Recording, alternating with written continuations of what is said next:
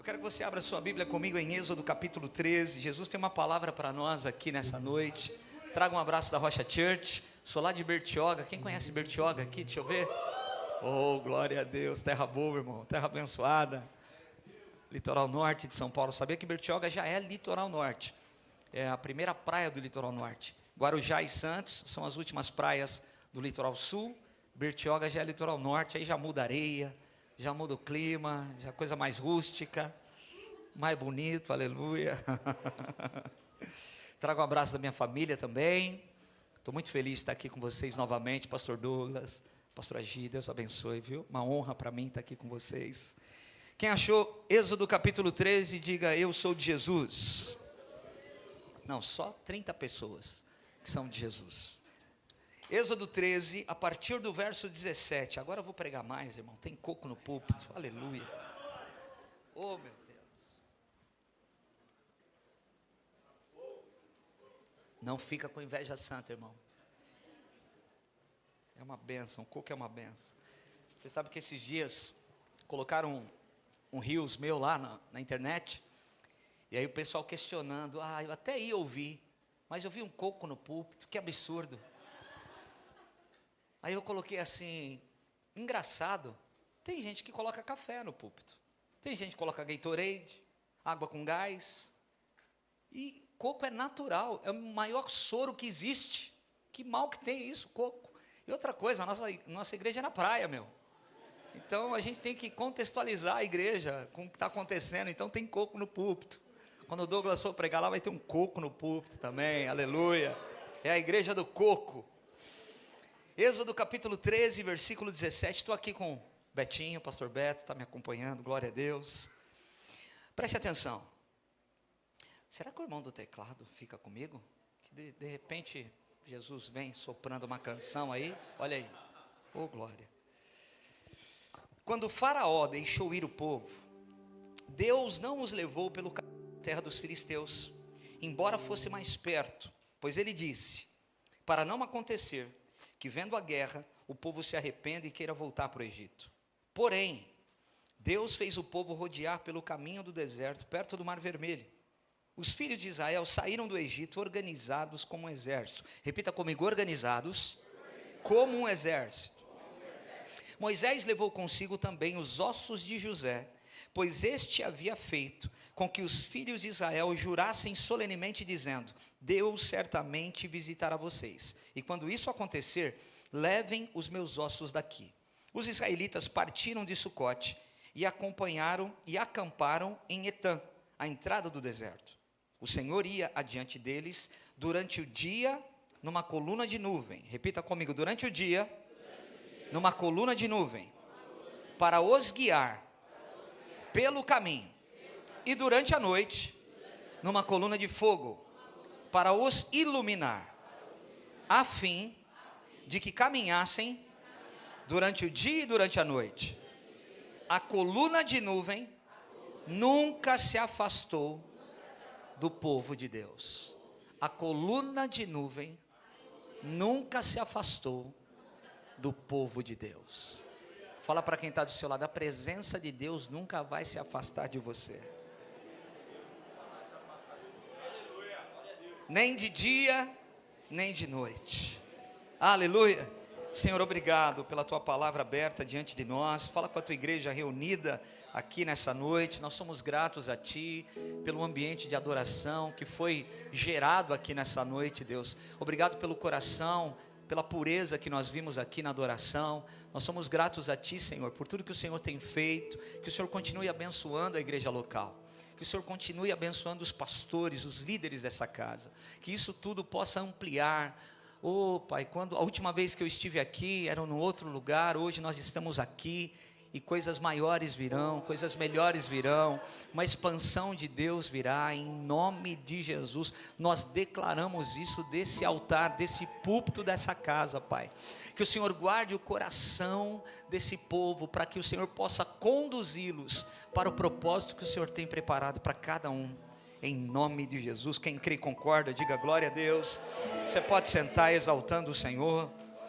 Irmãos, olha só que coisa interessante. A gente conhece a história de Moisés. Moisés, no segundo turno, não é? No segundo momento, na segunda temporada da vida dele, ele já com perto ali de 80 anos, ele está no deserto. E a Bíblia vai dizer que ele trabalha para o seu sogro. Moisés trabalha para o sogro dele, para o Jetro. E ele é pastor de ovelhas agora no deserto. Ele casou com Zípora. E agora a vida dele está pautada no deserto, cuidando de ovelhas. Só que o interessante é que a Bíblia vai dizer que num determinado dia, num determinado momento, num dia ordinário, repita comigo, um dia ordinário. Porque é assim que Deus faz. Ele estava trabalhando num dia ordinário. Quantos aqui não voltaram do trabalho e vieram direto para a igreja? Ou deu tempo de você passar na sua casa? Nós trabalhamos, nós temos o nosso dia a dia. E ao contrário do que a gente pensa, Deus não se manifesta no extraordinário. Deus vai nos encontrar no ordinário. Guarda isso, e você vai entender o que Deus vai falar hoje. Quando nós olhamos para a Bíblia Sagrada e nós olhamos para as nossas vidas, nós vamos perceber que coisas extraordinárias aconteceram em dias ordinários. Coisas extraordinárias de Deus de repente aconteceram num dia comum. Parecia mais um dia, parecia um dia qualquer. E foi assim com Moisés. Moisés estava cuidando das ovelhas, passando para um lado e para o outro, pegando uma ovelha aqui, ajustando ali, levando para um pasto ali, mas de repente ele avista uma sarça que está queimando, mas não se consome. Sarças queimavam no deserto. O sol era forte, causticante. Então, ele estava acostumado com aquela visão de ver sarças queimando no deserto. O que chamou a atenção de Moisés é que a sarça queimava e continuava de pé. Ela queimava, já passava horas, já passava tempo, e ela continuava de pé. Sarça é um arbusto, não dá fruta, não faz sombra, não tem raiz profunda. Então, quando ela pegava fogo no deserto, ela queimava rapidamente, muito rápido. Só que aquela sarça, ela está queimando e ela continua de pé. Ele olha para o pé daquela sarça, não tem cinza. Aquele fogo não consome, aquele fogo deixa de pé. Aquele fogo não consome, aquele fogo purifica. Aquele fogo não consome, aquele fogo traz mais vida. Aquele fogo está deixando aquela sarça de pé. Você sabia que nós somos como essa sarça? Sem o fogo de Deus imprestáveis, mas com o fogo de Deus nos tornamos uma maravilha. Você sabia, irmãos, que Deus pega improváveis como nós, e Deus usa? Eu estava vindo com o Betinho conversando, estou lendo um livro do Stephen Furtick, chamado Coisas Maiores, baseado em João 14:12, quando o próprio Jesus, o maior homem que pisou nessa terra, diz o seguinte: vocês farão coisas maiores do que eu. Espera aí, como assim?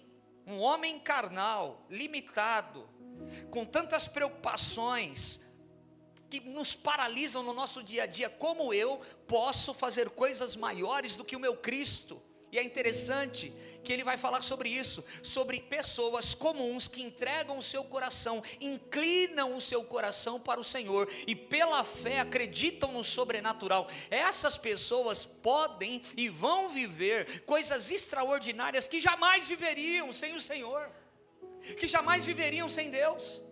Moisés está trabalhando.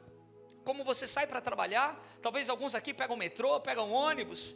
Eu trabalhava aqui na Zona Leste de São Paulo, pegava 2 ônibus e um metrô para ir, 2 ônibus e um metrô para voltar para minha casa. Aí Deus foi bom comigo e me levou para a praia. Oh, glória a Deus, aleluia. Mas, irmãos, nós temos a nossa rotina, o nosso dia a dia. E Moisés viu o extraordinário num dia ordinário. Ele avistou aquela sarça, e é interessante que ele diz assim: eu vou até lá para ver essa maravilha.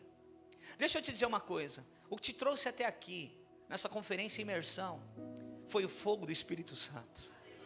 O que trouxe você, o que me trouxe, fez eu subir a serra, foi o fogo do Espírito Santo que arde em nós desde o dia que nós entregamos o nosso coração ao Senhor. Agora somos casa favorita de Deus, templos do Espírito Santo, e Deus quer nos usar. Você pode falar para alguém do teu lado: Deus quer te usar?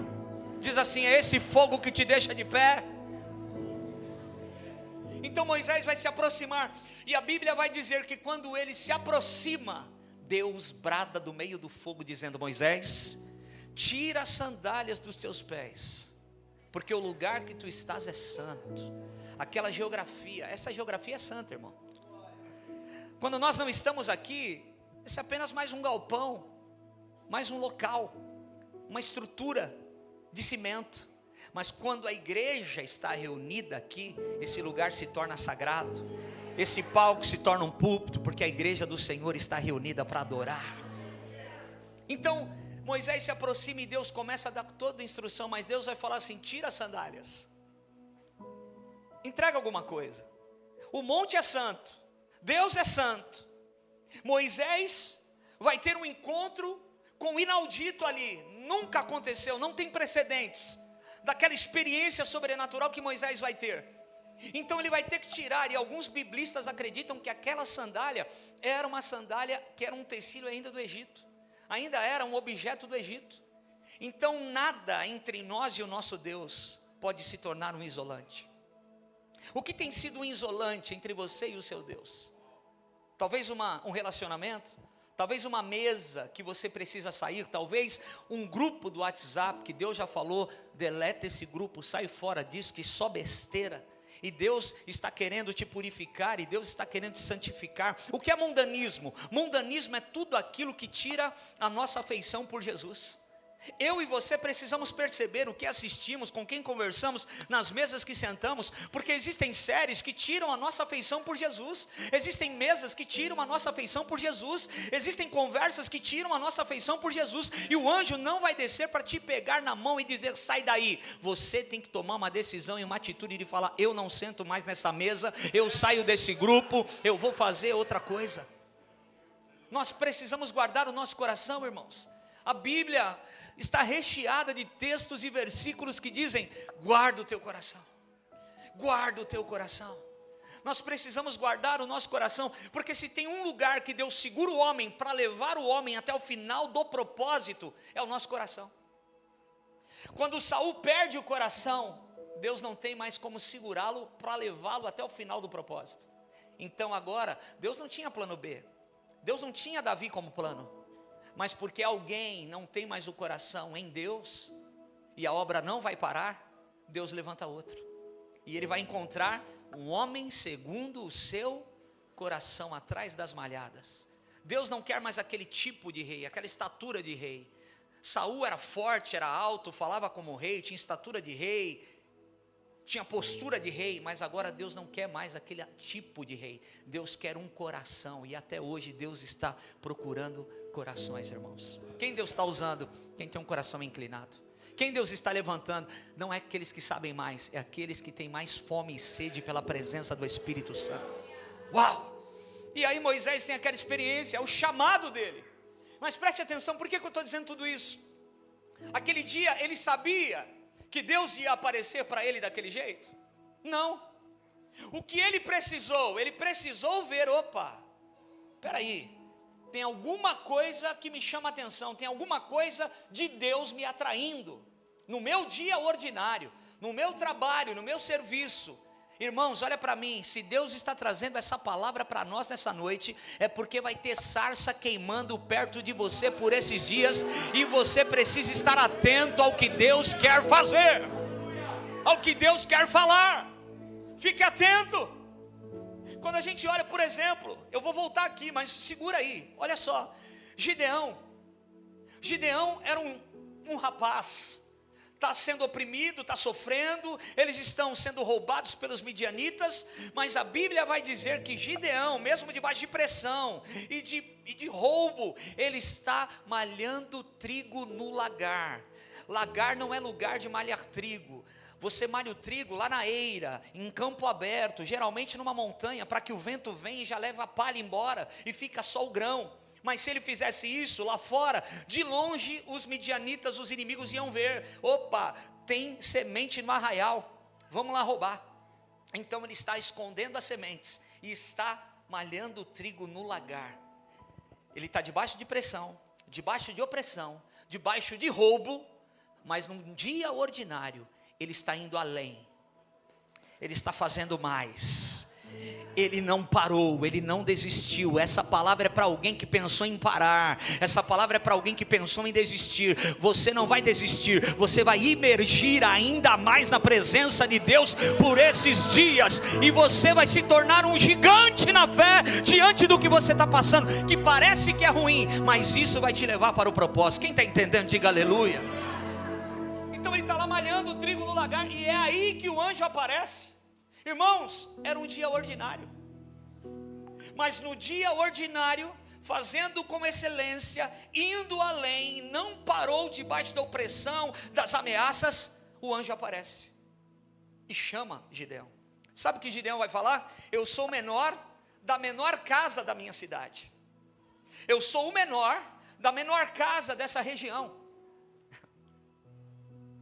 São esses que Deus levanta, porque eles estavam fazendo algo além, num dia ordinário, e aí o extraordinário aparece, um anjo, e o chamado de Gideão é violento, e aquele garoto, aquele rapaz, que disse que era o menor da menor casa, agora vai derrotar um grande exército, com 300 homens, sem armas, trombeta, cântaro de água, objetos que Deus mandou levar. Você não vence as suas guerras, as suas batalhas do jeito que o mundo está dizendo que você vai vencer. Você vence do jeito de Deus. É com 5 pedrinhas, é com cântaro e trombeta. É do jeito de Deus que a gente vence as batalhas. Tira a armadura de Saul e veste a fé em Cristo Jesus que você tem, para que você possa derrubar os gigantes diante de você. Como Eliseu foi encontrado num dia ordinário também. Eliseu estava trabalhando. Elias, o maior profeta da nação, precisa de um sucessor. Está procurando, está difícil de encontrar um sucessor. Só que ele, olhando no campo, ele vê um jovem que está arando a terra com 12 juntas de boi. Espera aí, todo mundo arava a terra com uma junta de boi, mas tem um garoto, um jovem, que é o one of a kind, é diferenciado, é fora da curva. Ele está arando com 12 juntas de boi, e aquilo chama a atenção de Elias. E Elias vai falar: nossa, esse menino é diferenciado, vem cá, moço. Jogou a capa sobre ele e disse assim: Deus tem um chamado na tua vida, e o chamado é irreversível. Fala para alguém do teu lado: Deus não errou com você. O chamado, fala com voz de profeta, o chamado é irreversível, é irrevogável. Ô irmão, no meio do caminho Jesus não vai falar para nós: eu me equivoquei, Fred, não era você, era outra pessoa. Não, Ele vai com você até o fim. Aquele que te chamou sabe o que fez, sabe o que fez. Então olha só, irmãos, e agora Eliseu, a Bíblia vai dizer que ele vai falar para Elias o seguinte: então deixa eu me despedir dos meus pais e entregar algumas coisas. Ele vai, só que Elias vai dizer para ele o seguinte: você vai, mas você sabe o que Deus fez com você. E essa é uma pergunta que o Espírito Santo faz para nós nessa noite. Você sabe o que Deus fez com você? Você tem noção de onde Deus te tirou?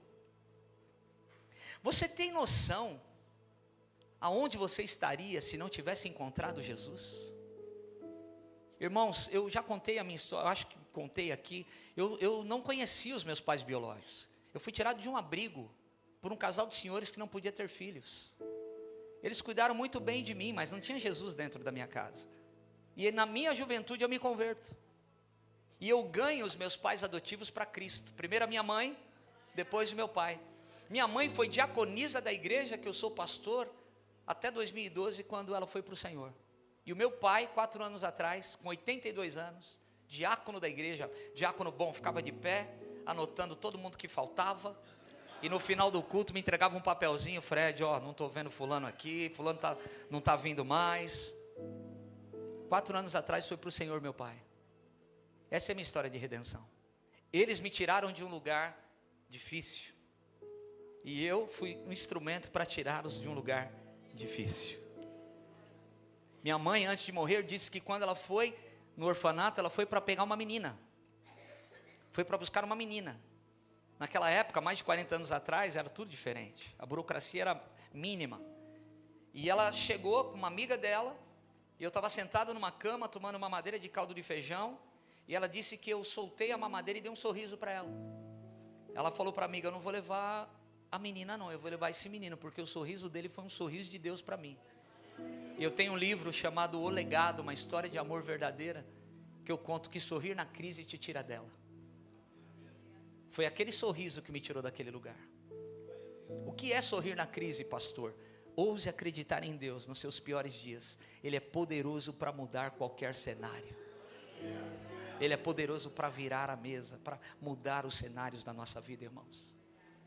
Eliseu vai lá, e a Bíblia vai dizer que ele entrega os bois, ele queima as carroças, porque ele não vai mais voltar para lá. Olha para mim, nunca volte para o lugar de onde Deus te arrancou. Nunca volte para o lugar de onde Deus te arrancou. Se você sabe que Deus te arrancou de lá, não volte para lá, porque você não terá resultados, você não terá o que fazer, você só volta por uma ordem de Deus para redimir alguma coisa, mas nunca volte para o lugar de onde Deus te arrancou. Muitas vezes, quando nós estamos passando por um período difícil, uma temporada de escassez, a gente pensa logo em fazer o que o povo fez no Egito aqui. Porque nos trouxe aqui? Estou com saudade dos legumes, estou com saudade das coisas do Egito. Meu Deus, 430 anos, o povo escravo, 600 mil homens, fora mulheres e crianças, uma libertação poderosa, sobrenatural, e o povo no deserto reclamando do que Deus fez. Olha para mim, isso só tem lá em Bertioga, aqui não tem gente assim não olha para o lado, olha para mim, gente que reclama, e se esquece do que Deus fez, se esquece da libertação que Deus fez, se esquece que hoje está dentro de uma igreja adorando ao Cordeiro de Deus, que tira o pecado do mundo, porque Deus resgatou, e se Deus não resgatasse, estava na lama do pecado ainda. Se Deus não resgatasse com mão forte, estávamos exatamente no mesmo lugar. Esses dias eu fiz 27 anos de casado, e eu passei no bairro onde a gente cresceu, eu e a minha esposa, aqui na zona leste de São Paulo. Irmão, a pedra que ficava na frente de um barzinho lá, está lá ainda, pastor. E o cara que bebia e sentava na pedra, está lá ainda, só que com cabelo branco. As pessoas não transicionaram, e eu estaria no mesmo lugar, fazendo as mesmas coisas, se Jesus não tivesse me encontrado. Olha para mim, você pode andar em novidade de vida, porque Jesus habita em você, e você é templo do Espírito Santo, é Ele quem vai te conduzir em novidade de vida. Um dos nomes do nosso Deus é o Deus de novidade de vida. Levanta a tua mão, eu quero liberar uma palavra profética nessa noite de imersão. Você não vai viver a mesmice de alguns anos atrás. Deus tem novidade de vida para você a partir dessa conferência. 2026 vai ser diferente. Será que tem alguém que acredita nisso aqui nessa noite? Ei! Em Cristo nós podemos viver em novidade, irmãos. Hoje eu olho para minha família, eu tenho 3 filhos, eu já sou avô, dá licença? Guarda-praia rejuvenesce. Eu sei que você ficou, como assim ele é avô? Eu sou avô, meu filho mais velho casou, deu para nós a Liz, está com 2 aninhos, minha netinha. A minha filha do meio estuda na Califórnia, na Universidade Batista da Califórnia, está se formando agora em cientista política, dia 27 de abril. Nós vamos para lá, para a formatura da Rafa. O meu quarto dá de frente para o quarto da minha filha. Ontem, estava falando para eles aqui, ontem minha filha estava lá, bebê. Ontem, irmão. Hoje eu olho, ela já não vai voltar mais, porque ela vai casar com um americano em setembro. O cara veio aqui, fez a gente preparar todo o noivado para ele. Eu me senti um fracassado. Falei, cara, eu estou arrumando tudo para o cara levar minha filha embora. Como assim? Pôs um anel de noivado no dedo dela, voltou e vão casar em setembro. Mas ontem ela estava ali. E no dia que ele pediu ela em noivado, ligou para nós por chamada de vídeo. Eu interrompi a chamada porque eu me emocionei, comecei a chorar, porque eu vi a minha filha entrando com a mochilinha nas costas, dentro da escola. A imagem voltou de lá de trás. Escuta, a gente não tem todo o tempo que a gente acha que tem. A gente só tem essa vida para gastar para Deus. E ela passa muito rápido. O que nós estamos fazendo? Como nós estamos gastando a nossa vida? Atrás de algumas coisas que são fúteis, que não tem nada a ver com o plano e o propósito de Deus na nossa vida. Ontem a minha filha estava, hoje eu já sou avô, meu Deus. Ontem eu era um menino jogando bola na zona leste de São Paulo aqui, cheio de vergão, de sujeira no pescoço, a minha mãe gritando, Fred, vem tomar banho para ir para a escola. Hoje eu já sou pastor, sou pai, sou avô. O tempo passa muito rápido, irmãos. Nós precisamos queimar a nossa vida, o nosso coração para Jesus. Escuta, o bilhete é único, você não terá outra oportunidade. A Bíblia diz que ao homem está instituído morrer uma só vez, vindo após isso o juízo. Nós não teremos outra chance. Então está na hora de a gente despertar. Deus não errou com você. Você nasceu no bairro certo, na família certa. Ele não erra de endereço. Ainda que a gente ache, se eu tivesse a oportunidade que aquele meu amigo teve, se eu tivesse as condições que aquele meu amigo tem, não, Deus não errou com você, é você que Deus quer usar. O negócio de Jesus é com você. Você pode falar para alguém do teu lado, direito, esquerdo, o negócio de Jesus é com você, meu irmão. Desperta. Mas está difícil. Mas se tem Jesus, irmão, já transiciona, já muda tudo. Nós estamos debaixo da nuvem. Eu nem comecei a pregar ainda. Eu quero te dizer, você está debaixo da nuvem, e debaixo da nuvem tudo acontece. A gente olha para Davi. Eu estava falando de Davi, irmãos. Davi, o 8º filho de Jessé, o rejeitado, o maior profeta da nação. Samuel vai atravessar a nação com chifre de azeite para ungir um rei. Os filhos de Jessé foram tomar banho. A mesa está posta, uma comida diferente, porque o maior profeta da nação vai comer na casa de Jessé. Meninos, vamos pôr a melhor roupa, nós vamos receber alguém importante dentro da nossa casa. Davi, vai lá cuidar das ovelhas do pai. Vai lá, filho. Pô, pai, mas eu queria. Não, filho, não dá, vai lá. Alguém tem que ficar lá cuidando das ovelhas. Ele não estava na casa quando Samuel chegou, porque ele estava debaixo da ordem do pai.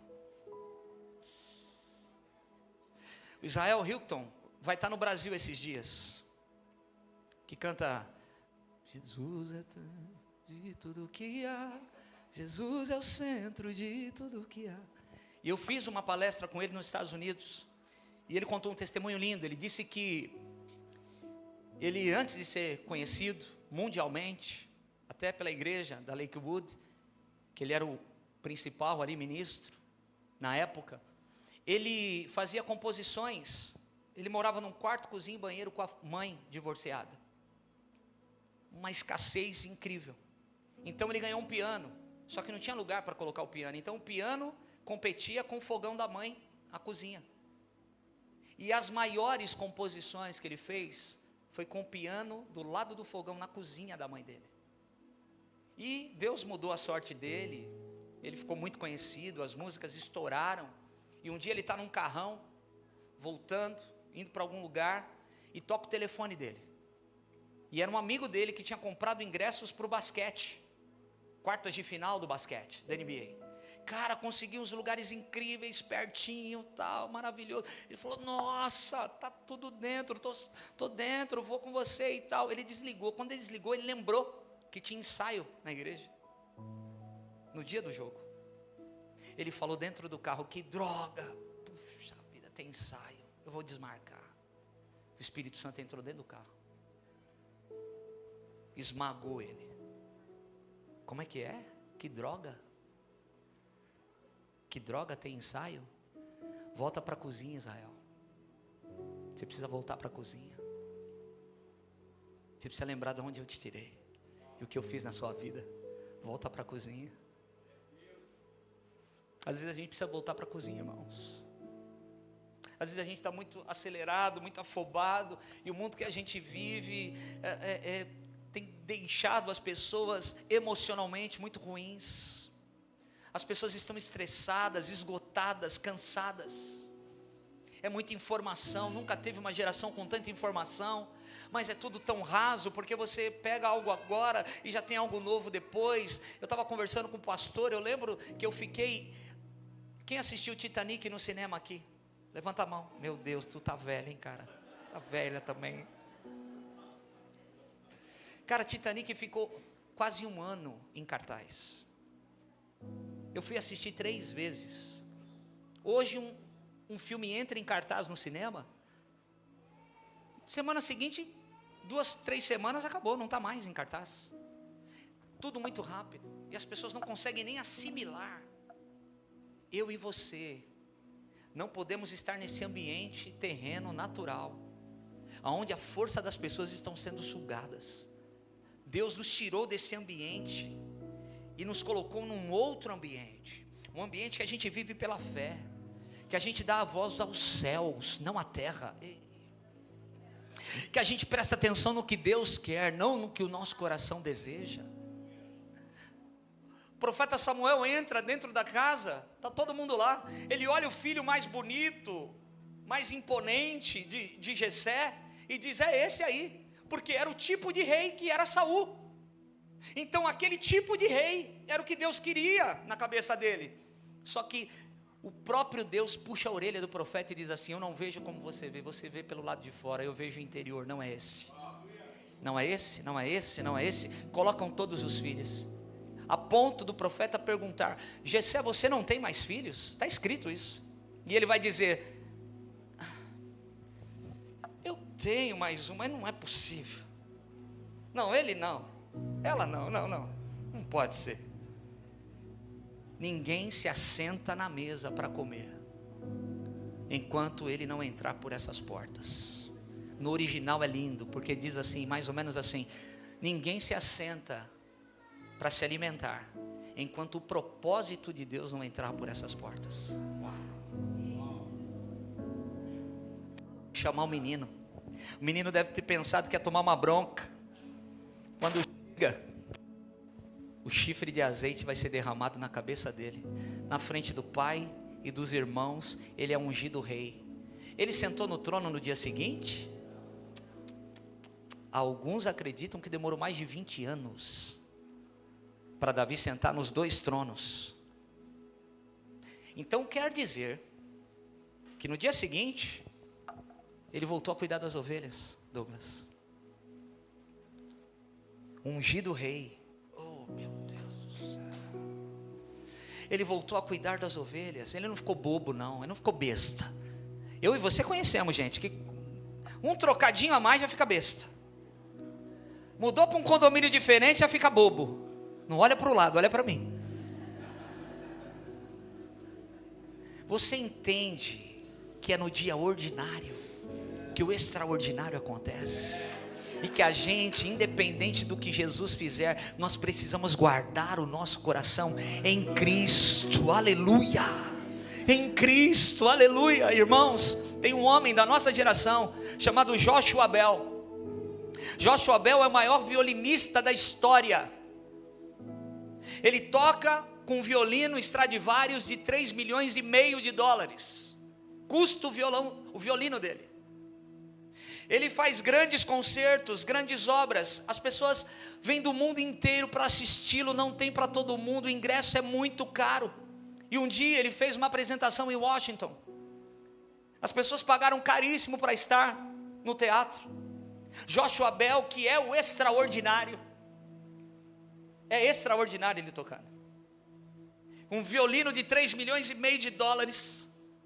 As pessoas foram assistir ele tocar, e ele tocou toda a obra de Bach naquele concerto.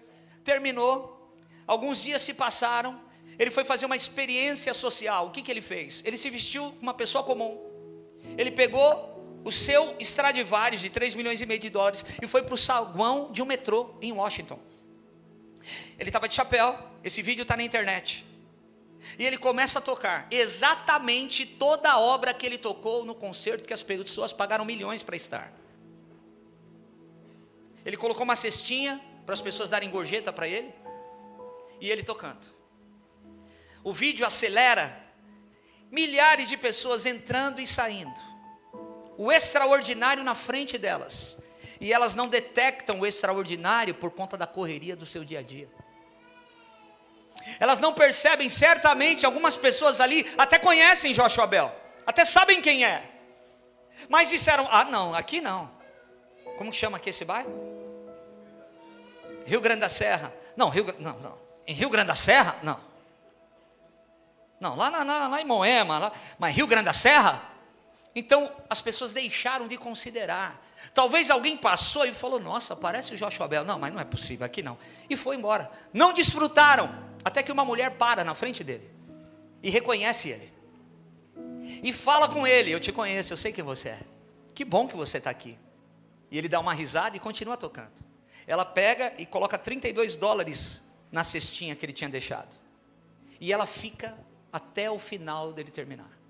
Quando ele termina, ele vai lá, dá um abraço nela, e as pessoas passando, milhares de pessoas entrando e saindo do metrô, entrando e saindo do metrô. Aquela mulher, no seu dia ordinário, dentro do saguão do metrô, ela detectou o extraordinário na frente dela e parou. E ela desfrutou, sozinha, do que pessoas pagaram milhões, alguns nem conseguiram ingresso, para assistir aquele homem, porque ela não permitiu que o seu dia a dia, que as coisas que precisam ser resolvidas, perdesse ela de enxergar o extraordinário no seu dia ordinário. Eu quero te dizer em nome de Jesus, se essa palavra está vindo para nós, é porque Deus está querendo atrair você para alguma coisa. Deus está querendo chamar a tua atenção, você sabe disso. Deus está chamando a tua atenção. Deus está querendo fazer algo com você. Essa moça de branco aqui, com óculos, vem cá, minha irmã, eu preciso apertar sua mão. Jesus me apontou você desde o início do culto. Você está preocupada, e o Espírito Santo manda te dizer que por esses dias vai ter uma sarça queimando perto de você. Vem cá. Por esses dias vai ter uma sarça queimando. Você vai receber um sinal de Deus diante daquilo que você precisa. E não é a resolução do problema, é Deus dizendo, eu estou com você. Eu estou com você, você não está sozinha. Você não está sozinha, você não está desamparada. Deus vai fazer uma sarça queimar perto de você, não se distraia. Não se distraia por causa da falta. Não se distraia por causa da escassez. Não se distraia por conta da dor. Fica atento, porque você, como aquela mulher no saguão, muita gente não vai desfrutar do que Deus vai fazer, mas você vai desfrutar. Você crê nisso? Amém.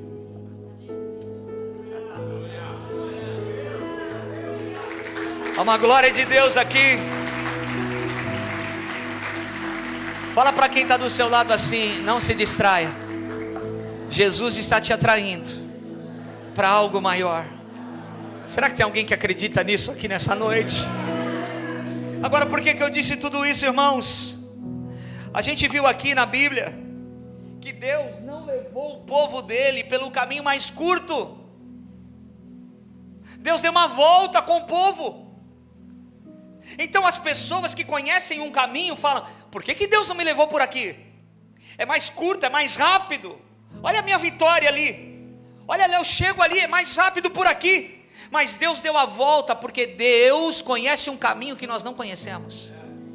Deus deu a volta, porque se eles passassem pelo lugar que eles conheciam, eles iam passar por dentro do território filisteus. Os filisteus são guerreiros, e o povo de Deus está escravo há 430 anos, sem pegar em arma, sem pegar em espada, sem pegar em escudo. Então ia ser um genocídio, ia morrer todo mundo. Eles não sabem disso, mas o Deus que está tirando aquele povo do Egito sabe o caminho que leva o povo dele para Canaã. Levanta a tua mão, deixa eu liberar uma palavra sobre a sua vida. Você não sabe o caminho, quem sabe é Ele. Talvez você está confuso, não está entendendo o que está acontecendo na sua vida. É Deus dando uma volta para te preservar. É Deus dando uma volta para guardar o seu coração. Ei!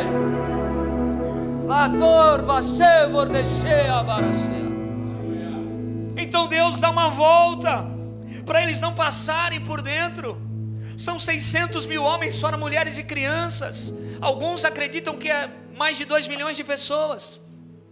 Então Deus está dando uma volta. Agora olha só, embora fosse mais perto, Deus não pega atalhos. Deus tem um caminho reto. Se atalho fosse bom, não se chamava atalho, se chamava caminho. Nós queremos atalhos. Nós vamos pedir lanche, 2 hambúrgueres, alface, queijo de molho especial, porque um pouco de um pepino no meio. Lembra dessa promoção que tinha no McDonald's? Quem falasse em 10 segundos ganhava um lanche. Eu sou dessa época, irmão. Aleluia. A gente quer tudo rápido. Deus não pega atalhos. Deus está nos levando por um caminho reto. Agora, olha só o detalhe interessante aqui. Tudo tinha que ser móvel. Tudo tinha que ser prático. Eles precisavam estar completamente desapegados. Por quê? Eles estavam andando no deserto. Eles estavam... Qual era o guia deles? Era uma nuvem. Uma coluna de nuvem. Coluna não é horizontal, coluna é vertical. Então era uma coluna de nuvem que estava diante deles. Lá em cima batia o vento e também trazia frescor. Mas era uma coluna que estava diante deles. E a Bíblia diz que quando aquela coluna parava, eles paravam, armavam um acampamento, descansavam. Quando acordavam no outro dia, abriam a tenda familiar, o que tinha lá fora? Maná. Repita comigo, maná. O que é isso? Porque o significado de maná é o que é isso, a tradução. Era um orvalho, como um orvalho, mas era um pão que Deus mandava de forma sobrenatural todos os dias para manter o povo dele alimentado no meio do deserto. Não, eu vou falar de novo que você precisa pegar o que eu estou falando. Deus mandava pão de forma sobrenatural para todo o povo se alimentar dia após dia de forma sobrenatural no meio do deserto. E você achando que Deus não vai sustentar você, e você achando que vai faltar alguma coisa. Eles estão debaixo da nuvem, coluna de nuvem. Aonde a nuvem parava, eles armavam um acampamento. Então você não vive a provisão sobrenatural se você não descansa antes. Você sabia que o judeu não trabalha para descansar como nós? A nossa cultura é essa. A gente trabalha para descansar. O judeu descansa para trabalhar. Então tem o Shabat, eles descansam, depois eles saem para uma jornada de trabalho. Essa é a mentalidade. A nossa mentalidade foi mudada. A gente trabalha e a gente fala, não vejo a hora de chegar o final de semana. Não vejo a hora de chegar a minha folga. É o contrário. Então quando eles descansavam, a nuvem parava. Eles sabiam que precisavam parar. Eles não podiam ficar longe da nuvem. Eles armavam um acampamento. Tudo tinha que ser prático, desapegado. Homem de Deus tem que andar assim. Irmãos, o vento sopra. Tem mudança de Deus para acontecer. Tem mudança de Deus para acontecer. O vento sopra e Deus nos leva para onde Ele quer. Só que se a gente tem uma estrutura muito fixada, a gente vai se apegar nela. E se a nuvem andar e você não andar atrás da nuvem, não terá provisão sobrenatural. Porque Deus tem algo com quem está debaixo da nuvem. E a nuvem não estava sobre um homem. A nuvem estava sobre um povo. A nuvem não estava sobre um líder. A nuvem estava sobre a congregação. A nuvem estava sobre uma comunidade. A nuvem não está sobre uma pessoa. A nuvem está quando nós congregamos juntos. Aí estamos debaixo da nuvem do Senhor. Então era tudo prático, tudo móvel. E eles descansavam. Deus ama o acampamento, irmão, mais que a guerra. Eles descansavam, no dia de manhã tinha maná. Só que qual era a ordem? Não guarda para o dia seguinte. Repita comigo, maná não pode guardar para o dia seguinte, senão estraga, fica fedido. Era isso que acontecia.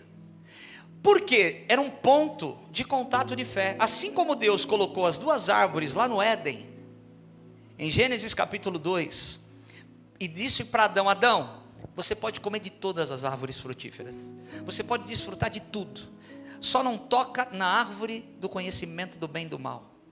A árvore da vida ele podia comer também, só foi proibido depois que ele come da árvore do conhecimento do bem e do mal. Mas Deus pôs cerca elétrica em volta? Não. Colocou anjos acampados com espada flamejante? Não. Era um ponto de obediência. Tudo é teu, só faz o seguinte, não toca naquela árvore. E aonde Satanás tenta Eva? Na obediência, para eles entrarem debaixo de desobediência. E quem entra debaixo de desobediência, perde o jardim, perde o lugar de delícias.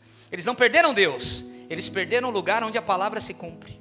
Eles não perderam Deus, eles perderam a geografia onde a profecia ia se cumprir. Eles são expulsos do jardim, porque tocaram no ponto de obediência. Tudo é teu, você pode tomar banho naquela cachoeira ali, ó. Você pode comer aquele pé de jabuticaba, você pode, tudo é teu, só não toca naquela árvore. E o diabo vai ali, para eles entrarem em desobediência, e perderem o lugar de delícias.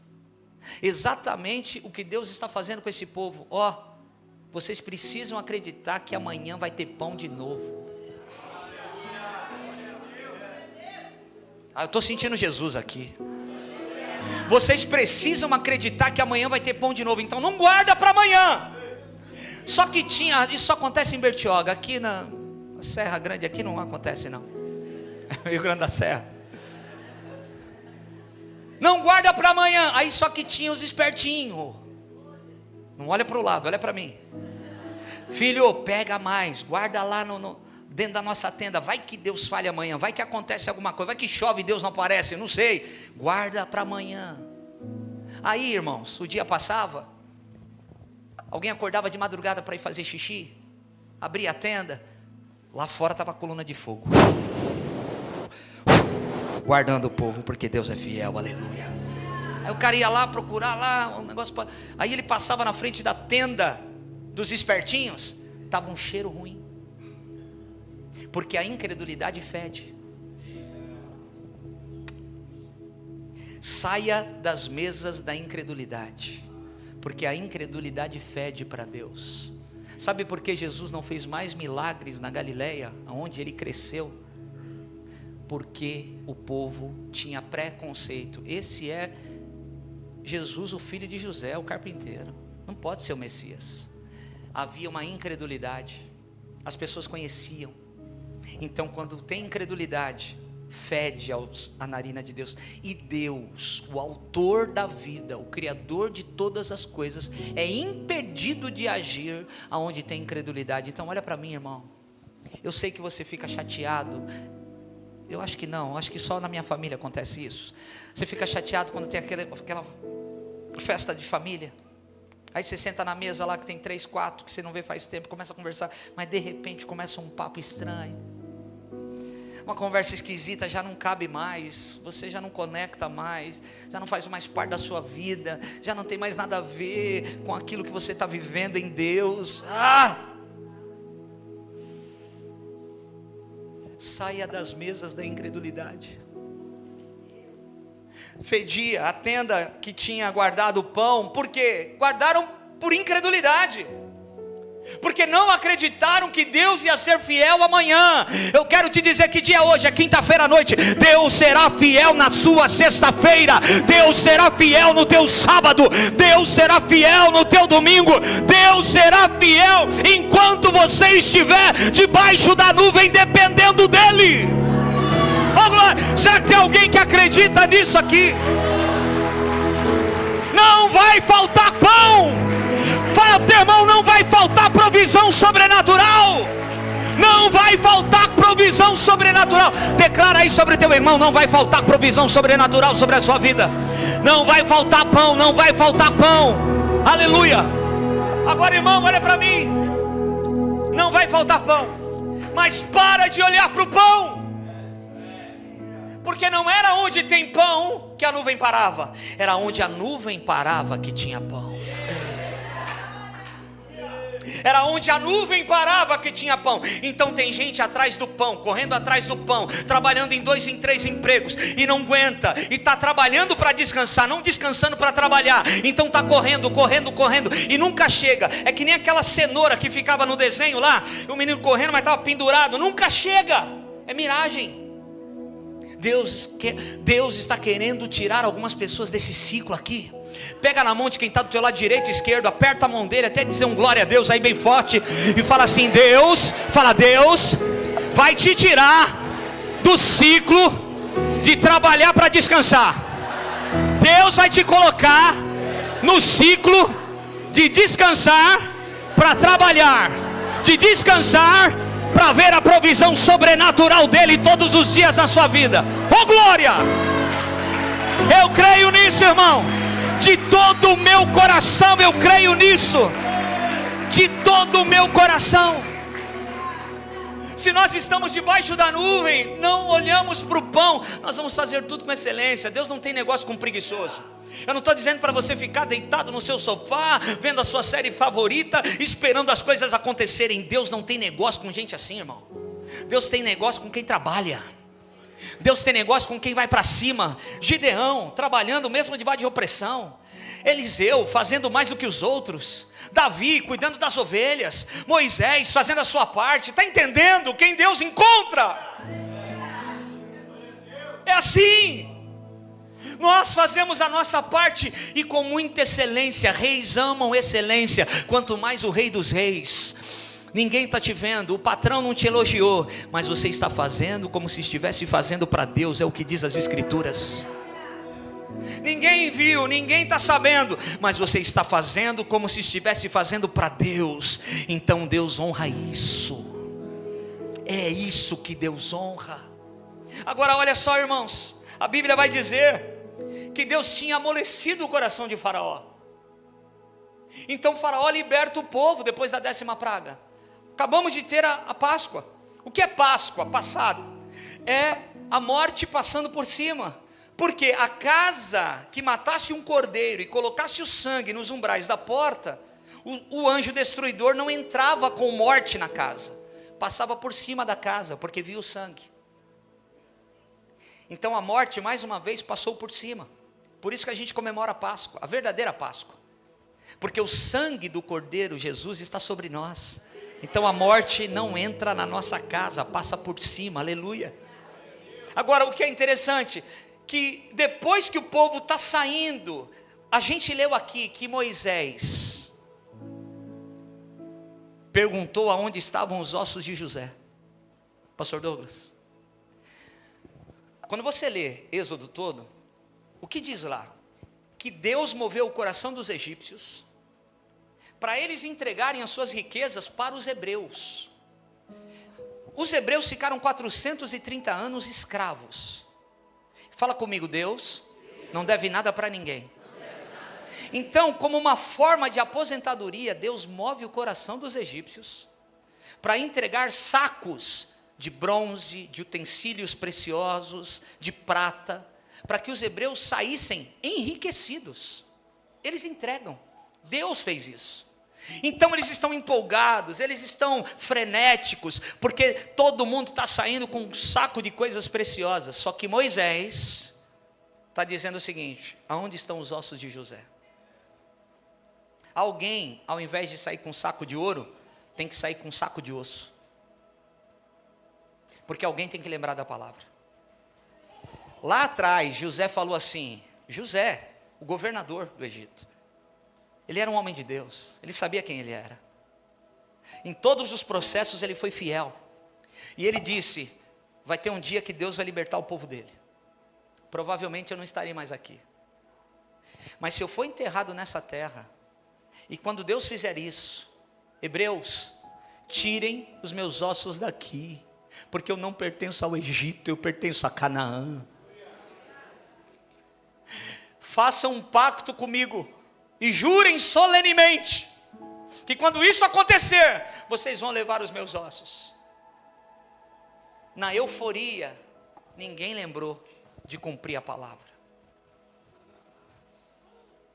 Mas tem alguém que precisa lembrar do que Deus falou. E esse alguém é você. Estou sentindo Jesus aqui. Esse alguém é você. Não importa o momento difícil de escassez ou o momento incrível de abundância, alguém tem que lembrar do que Deus falou. Você nunca vai ver nas escrituras sagradas Deus falando para a gente querer saber o que vai acontecer amanhã. Gênesis 12, o chamado de Abraão: sai da tua terra, da tua parentela, da casa de teu pai, e vai para uma terra que eu te mostrarei. Deus não fala do futuro, mas em todo o tempo Deus está falando: lembre-se do que eu falei, porque o que eu falei no passado tem a ver com o seu futuro. Lembre-se, quero trazer à memória aquilo que me dá esperança. Quer saber do seu futuro? Lembra do que Deus falou no passado, porque o que Deus falou no passado tem a ver com o seu futuro. Uau! Então alguém tem que lembrar do que Deus falou na hora da crise. Alguém tem que falar: lembra. Irmãos, Atos capítulo 2, antes do batismo do Espírito Santo, eles estão reunidos com medo. Eles não sabem o que fazer, porque Jesus morreu, e o cara que entregou Jesus se enforcou. Então eles estão discutindo: ainda bem que Judas se matou, porque senão ia matar ele. Ele entregou Jesus, o nosso mestre. Outros estão dizendo: cara, vou voltar para minha casa. Não aconteceu o que a gente pensou que ia acontecer. Ele ia descer da cruz, ia sentar no trono, ia reinar sobre nós. Está estranho.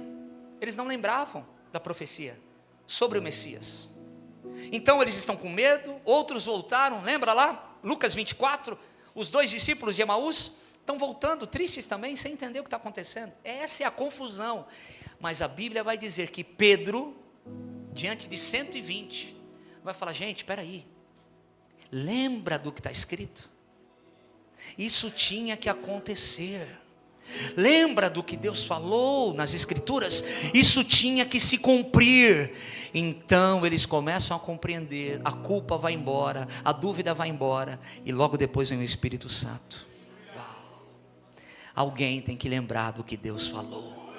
Fala para o teu irmão: você tem que lembrar do que Deus falou. Foi você que Deus levantou nessa casa, foi você que Deus levantou nessa cidade, foi você que Deus levantou nessa igreja. Alguém, na hora da crise, na hora que está todo mundo frenético, ou na hora que está todo mundo chorando de dor, alguém tem que lembrar do que Deus falou, porque o que Deus falou tem a ver com o nosso futuro. O que Deus falou tem a ver com o nosso amanhã. Oh glória! Então enquanto todo mundo está levando o saco de ouro feliz, Moisés está cumprindo a palavra e está levando embora os ossos de José daquela terra que não pertence a eles. Eu quero terminar dizendo algo para você, irmãos, para a gente orar. Eles vão chegar na frente do mar, e agora Deus endureceu, está escrito isso, o Deus que amoleceu endureceu o coração de Faraó, para que Faraó perseguisse o povo de Deus. Como assim? Estava tudo bem? Às vezes Deus empurra a gente para uma sinuca de bico, irmão, para que a gente clame como a gente deve clamar. Eu falava domingo passado na nossa igreja: Deus, as grandes coisas e as grandes orações que nós fizemos foi na hora da dor, foi na hora difícil. Adão perdeu o melhor no jardim de delícias, e Jesus venceu no jardim de agonia. Então a gente não perde quando está tudo mal, muitas vezes. A gente perde o fervor quando está tudo bem, quando aquele problema foi resolvido, e a gente se esquece de Deus. Então o povo está frenético, empolgado. Estamos indo para a terra prometida, mas tem um mar à frente. A luta não acabou ainda. E quando eles estão chegando, o mar está lá. Eles olham para trás, os inimigos estão chegando. Só que a Bíblia vai dizer que aquela nuvem que foi guia, e vem para cá, ó. E agora aquela nuvem fica entre o povo de Deus e os egípcios. E entre o povo de Deus e os egípcios, a Bíblia vai dizer que ela era terror para os egípcios, e ela era favor para o povo hebreu. A mesma nuvem era trevas para os egípcios, mas iluminava o povo hebreu. A mesma nuvem, irmãos, escuta, Deus guarda quem está com Ele. Eu vou repetir, Deus é o teu escudo, é o teu broquel, é o teu sustento, é o teu esconderijo, é o teu conselheiro, é o teu melhor amigo. Ele é o leão da tribo de Judá, Ele é a estrela da manhã. Deus tem te guardado. Agora, o que abriu o mar? Não foi o cajado de Moisés, como muita gente pensa, foi o ruache de Deus, porque a Bíblia vai dizer que o vento, o sopro, no original, o hálito de Deus, abriu o mar. O hálito de Deus. Quando você sente o hálito de alguém? Quando está perto. O hálito de Deus abre o mar, só que você precisa se aproximar. O hálito de Deus não foi o cajado, foi o hálito. O hálito de Deus foi abrindo caminho, foi abrindo portas, foi abrindo espaço, foi abrindo caminho onde não tinha caminho. O hálito, a boca de Deus abrindo. A gente sente o hálito de alguém quando a boca abre. Deus abrindo a boca para abrir caminho para o povo dele. Exatamente nessa noite é o que Deus está fazendo. Deus abriu a boca aqui para abrir caminho para o povo dele. Deus abriu a boca aqui para você mergulhar mais fundo. Nós temos uma conferência, o pessoal da adoração pode subir. Nós temos uma conferência na nossa igreja, aconteceu agora em março, chamada Tire o Lesh. Quem sabe aqui o que é lesh? Lesh é aquela cordinha que o surfista amarra no tornozelo para a prancha não ir embora. Mas também é para ser uma proteção para ele, porque a prancha é uma boia. Então lá em alto mar, eu não surfo, irmão, meu sonho é ficar 10 segundos em cima de uma prancha. Meus filhos são surfistas, surfam. Mas um dia o meu filho mais velho, Felipe, que era líder de jovens, ele foi para o mar com mais 2 amigos. E o mar estava flat, não tinha onda. Então um amigo dele tirou o lesh, mergulhou lá no fundo, pegou a areia do fundo da praia e jogou no outro. Aí o outro falou, ah é? Soltou o lesh, mergulhou, pegou a areia e jogou no outro. Meu filho foi mergulhar, só que ele esqueceu de soltar o lesh. Então ele não conseguiu chegar no fundo. E o Espírito Santo falou com ele. E ele estava num momento difícil, de crise, de fé. E o Espírito Santo falou assim, o que tem te impedido de chegar mais fundo na minha presença? Qual é a boia de proteção que você precisa soltar para você mergulhar fundo na minha presença, filha? E ele começou a chorar no meio da água. Ele saiu da água. E naquele dia era um sábado, ele foi pregar à noite. E eu trouxe até o livro, Tire o Lesh, que fala dessa história que ele lançou. Ele foi e pregou. Qual é a boia de proteção que você tem que não é o Senhor? O que tem te sustentado na superfície, que não te deixa mergulhar mais fundo no relacionamento íntimo com o Espírito Santo? Nós estamos numa conferência chamada imersão. Imersão, imergir, ir mais fundo. Tem gente que precisa soltar algumas coisas. Você não vai fundo se tem boia te segurando na superfície. Você não mergulha, você não vive o sobrenatural. Agora, olha só que coisa interessante. Sabe aqueles mergulhadores que usam escafandro, que vão lá no fundo, eles enxergam coisas e mistérios que não existem na superfície. Quanto mais fundo, mais pressão, mais revelação. Quanto mais fundo, mais pressão, porque é assim que acontece no fundo do mar. Mas você vê coisas que outros não vê na superfície. E Deus está fazendo assim, ó.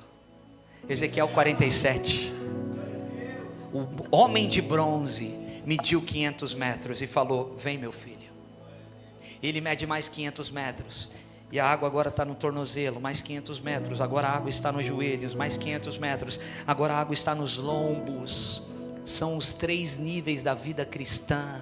Tem gente que vem para a igreja e está com água no tornozelo, mas dá para você sair da água rapidamente, facilmente. Você está no terreno, então você está ali na superfície, você não vê coisas ainda, é novo convertido, não está entendendo muita coisa, mas o homem de bronze está chamando você para o fundo, e ele mede mais 500 metros, preste atenção, não é a água que sobe, é o profeta que entra.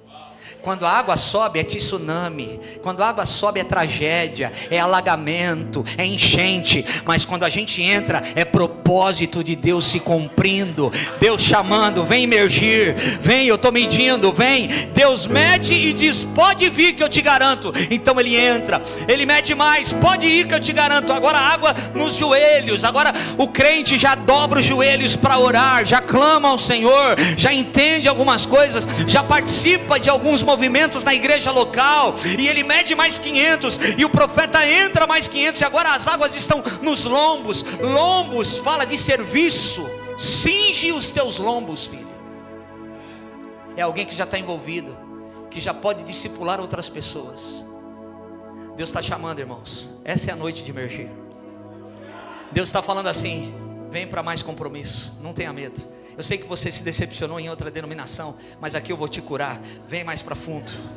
Você veio para essa igreja e falou, vou ficar quieto lá, não vou me envolver em nada. E Deus está dizendo, eu te conheço, eu tenho um chamado na tua vida. Você já viu uma sarça queimando? Não vai ficar do jeito que está. Vem mais fundo, vem emergir. Eu quero que você fique em pé, dando glória a Deus no teu lugar. Deus está chamando algumas pessoas para mergulhar mais fundo.